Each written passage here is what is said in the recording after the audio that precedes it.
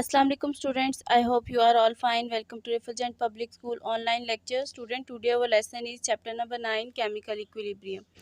In our previous lecture we have learned about what are the chemical equilibrium reactions, what are the reactions and which types of reactions are performed, and what are their components, their equilibrium constants, etc. So here some more we discuss some more about chemical equilibriums.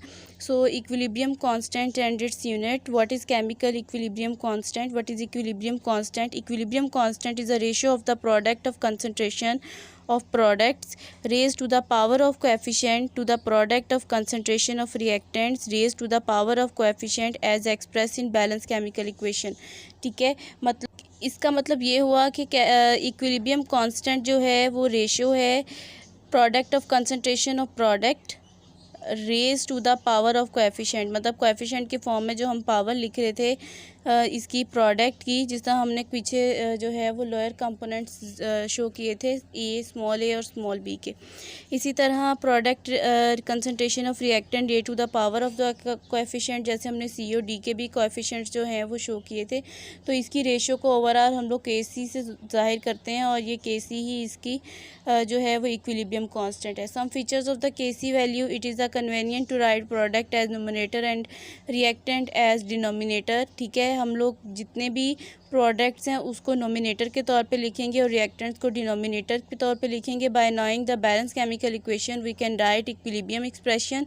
Value of K C depends only on temperature, मतलब कि जो value of K सी हमने पीछे लिखी है जिसमें हमने concentration of products को उसके पावर कोएफिशिएंट की रेशो को हमने जो है वो प्रोडक्ट की रिएक्टेंट्स की जो कंसंट्रेशन है उसके पावर कोएफिशिएंट में लिखा है, वो सिर्फ टेम्परेचर पे डिपेंड कर रही है। K C value does not depends on initial concentration of reactants and products, initial concentration पे डिपेंड नहीं करती।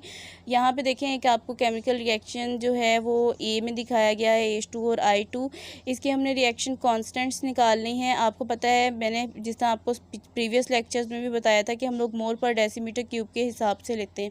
सो HI जो है आपके पास जो प्रोडक्ट बना है वो मोल पर डेसीमीटर क्यूब की स्क्वायर की फॉर्म में आ गया है, और मोल पर डेसीमीटर की क्यूब नीचे जो है रिएक्शन के डिनोमिनेटर के तौर पे तो मोल पर डेसीमीटर क्यूब हाइड्रोजन है और आयोडीन भी मोल पर डेसीमीटर क्यूब है।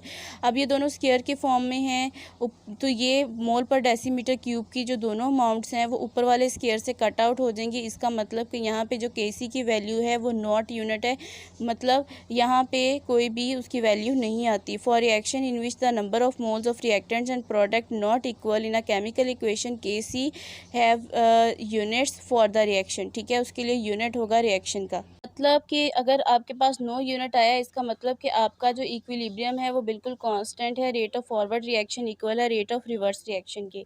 इसी तरह नाइट्रोजन और हाइड्रोजन की अगर हम लोग एग्जांपल लें तो अमोनिया आ जाता है। अमोनिया प्रोडक्ट है, मोल पर डेसीमीटर क्यूब स्क्वायर में लिया है। नीचे देखिए नाइट्रोजन मोल पर डेसीमीटर क्यूब में है, मतलब कि, और हाइड्रोजन जो है वो मोल पर डेसीमीटर क्यूब में तो है, लेकिन इसकी हमने 3 मोल्स लिए हैं इसलिए इसके ऊपर कोएफिशिएंट 3 लगा हुआ है।